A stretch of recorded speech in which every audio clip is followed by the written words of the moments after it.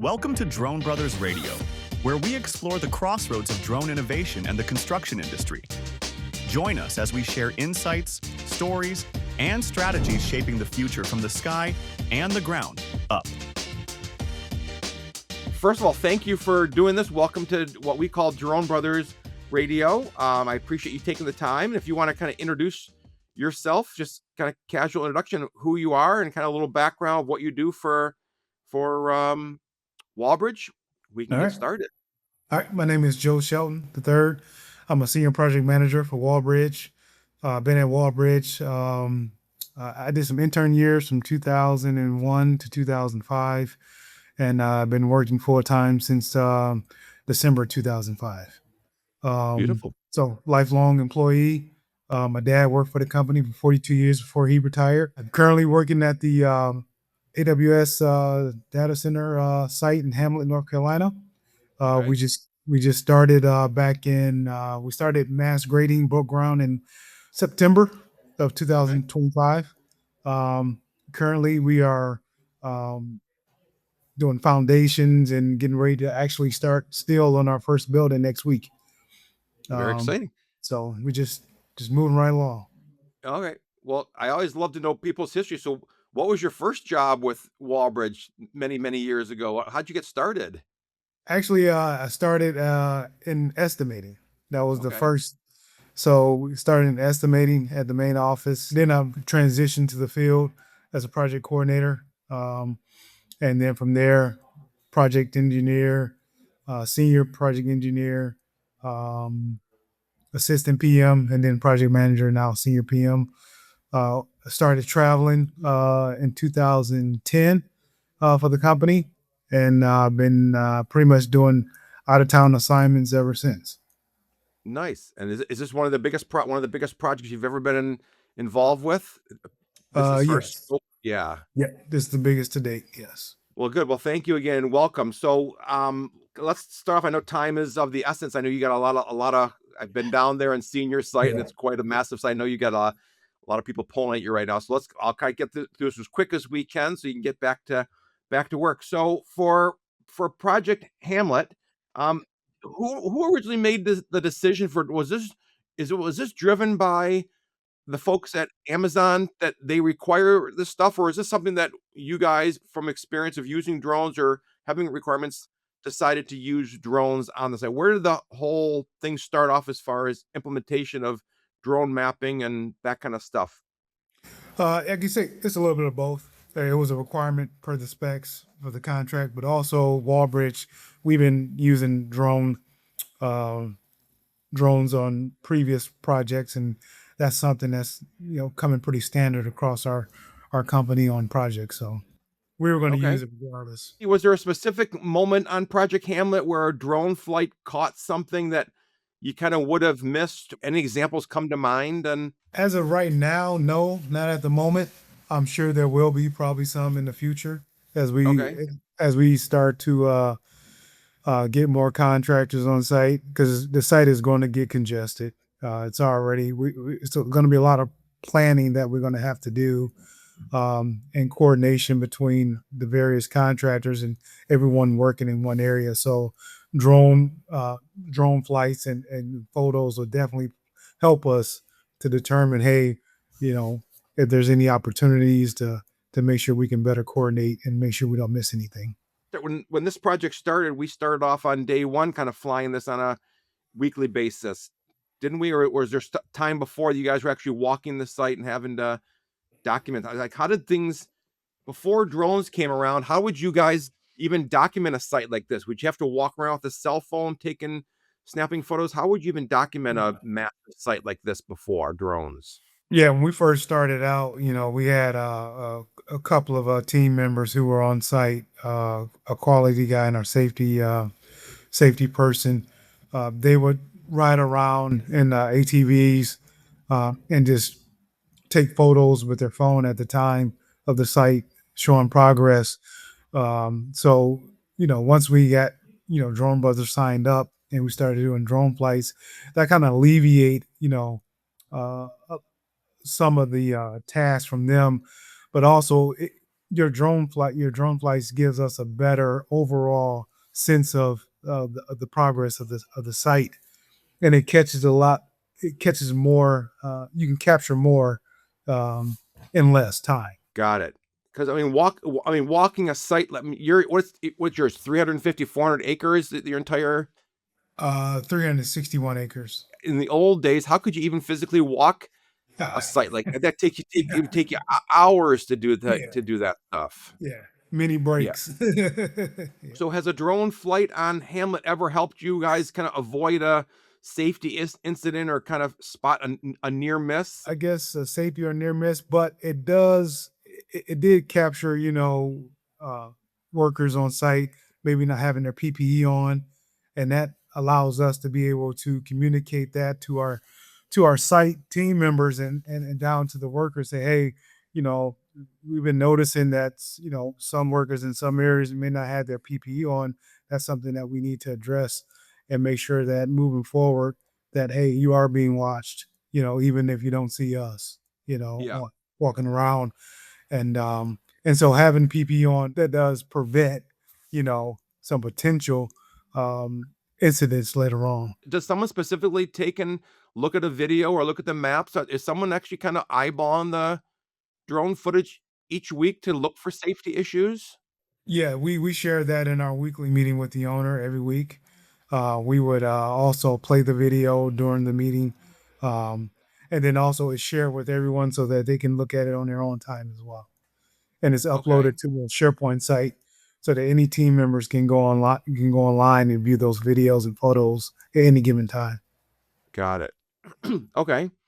And I know you said that the subcontractors are just kind of really kind of getting into full steam now, but on this job or kind of on past jobs, was there a ever kind of a subcontractor dispute or kind of coordination conflict of any kind on any of your project that has drone footage kind of helped resolve that you've run into these specific examples that you say, hey, look, it's right here in the footage, or take a look at this map, or let's take a measurement of that you've kind of resolved with a subcontractor? Not yet on this site, but our project executive for our site here, he did do a site visit up at the CMH project, another Amazon data center site in Ohio, and he shared with us a drone photo of just how much the workers are working in one place and how we're going to have to we're using that as a template for us to figure out how we can better coordinate our site with everyone working in one space.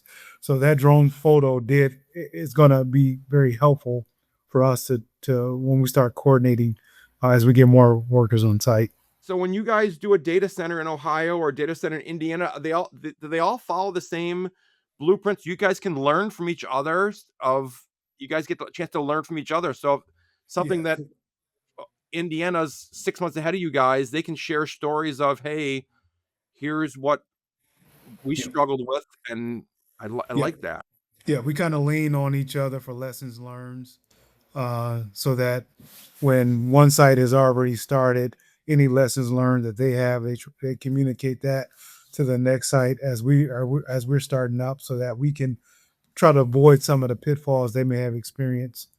So there's a lot of communication going back and forth, and also site visits as well with certain team members, so that they can see, firsthand, you know, um, how things are being ran and what we can do to to mimic, but also maybe even um, do better.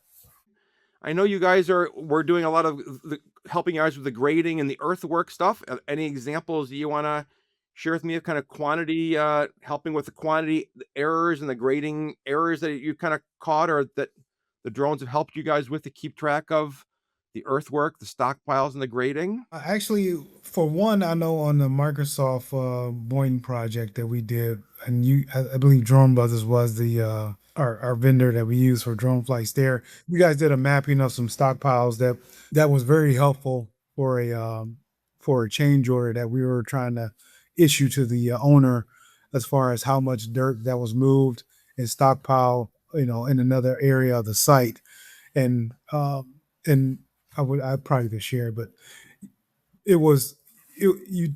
you mapped it out, and it basically let us know how much cubic yards of dirt that was stockpiled, so that contractor, he could take his his unit rate and apply it to that drawing, and that's how we came up with the cost for the change order. Um, and so that's what we use as our backup when we went to issue the change order to the owner. How would you have done this in the past prior to drones? How would you have documented or kept track of this?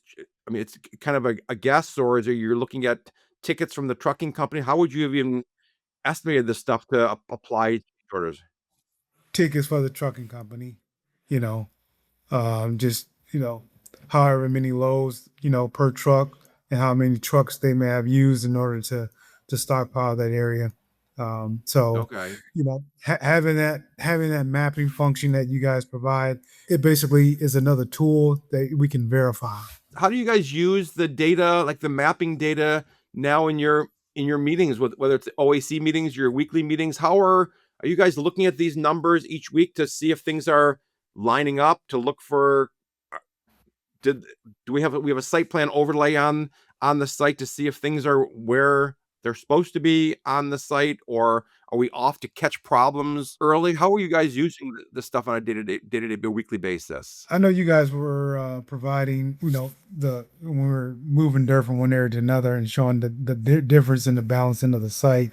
So that was shared, with the owner early on, but there hasn't been really any significant issues for us to really address, to Okay. date here. Got it. So when you guys are reporting progress to the owners, how does drone documentation kind of change these conversations? Like, how has it ever like helped helped you kind of with unwarranted claims, or how does that whole process work with keeping Amazon up to speed, and kind of changed over the last few years now that drones are involved?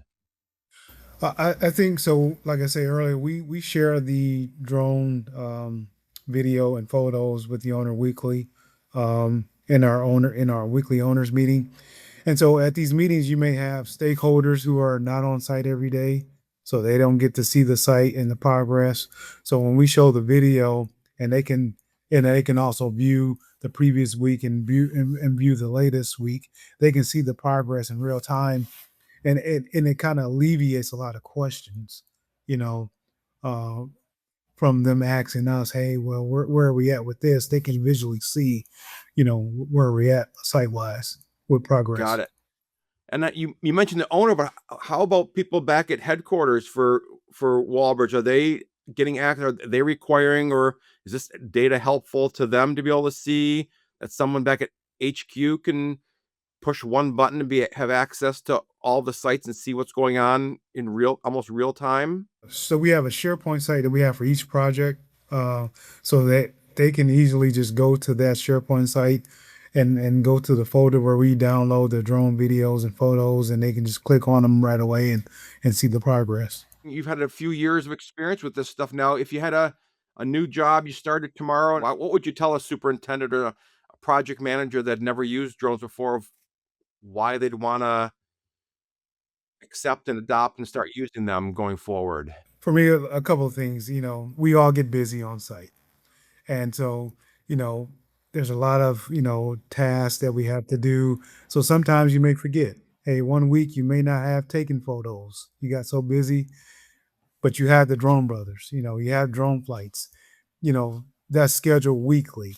So that's one thing, that you're gonna have photos and videos weekly. So if you did miss anything, you guys are a great um, uh, backup for reassurance for that.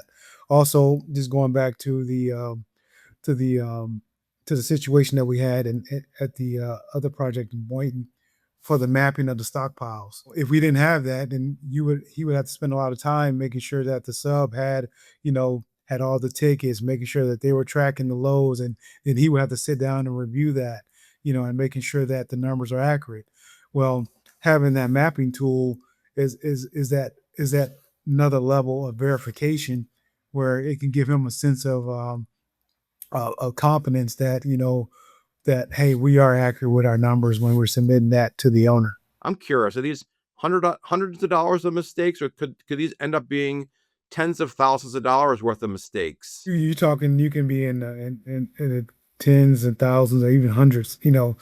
Just going back to the example in Boynton, it was that change order was $6.6 million. You know, and so having that mapping tool uh, really was key. Before having the mapping tool, how would you guys, I mean, $6.6 million, that's not small. Right. That's not small change. Stack of tickets, making sure that everything was accurate, and you have to go by each ticket and making sure that you don't have any duplicates. You know, making sure they're not trying to overcharge you. Okay. So when you that mapping tool, when it can verify, hey, this many cubic yards was moved from here to there. Here's the unit rate. The unit rate is already approved by the owner. So Wow, 6 point. That's just mind-boggling to me. So, but how much time does it take you guys or your soup to have to go through all these tickets? And someone's got to go through and manually go through these yeah. tickets. And I mean, how much manpower does that take? And how much time does that take for you and your team to have to go through this stuff to add these things up? And then how accurate are these? So we have a change management team that we have on site for all these projects now. They're getting Okay. these big projects, so you got to have a team of maybe 2 to 3 people that's all they do. You know, um, so it's pretty extensive, and that's time. It's time that other team members wouldn't be able to pull away and do. So you got to have a separate team for that.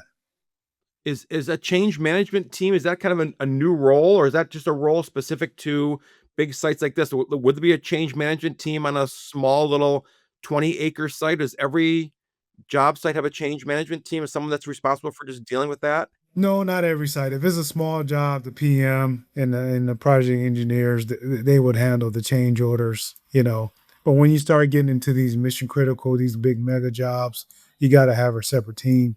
You know, because the change order process, even because it not only the amount of changes, but depending on the customer, the requirements that they have for documentation and how they Yeah. want things to be submitted. You know, so it can get very extensive. Yeah, we're actually getting ready to start a job up in Minnesota for another company. I think they said they're moving 2 to 3 million cubic yards of dirt. I mean, what moving that kind of quantities of dirt, 6 $6 million would be you could blow through that a change order really quickly on a job that big if you're not watching things. Yeah. Before we wrap things up, anything else you want to add as far as kind of, yeah, how drones or this reality capture data is kind of what you've seen happen in the last few years as far as how this is changing the communication or kind of workflow around your sites? Well, as far as the industry and drones are, it's a requirement. It's definitely a requirement. You know, you guys play an integral part in documenting the progress of these projects. We can use that for marketing as well. It's Yeah, just things that you guys can capture that we couldn't capture by walking on the ground. beautiful.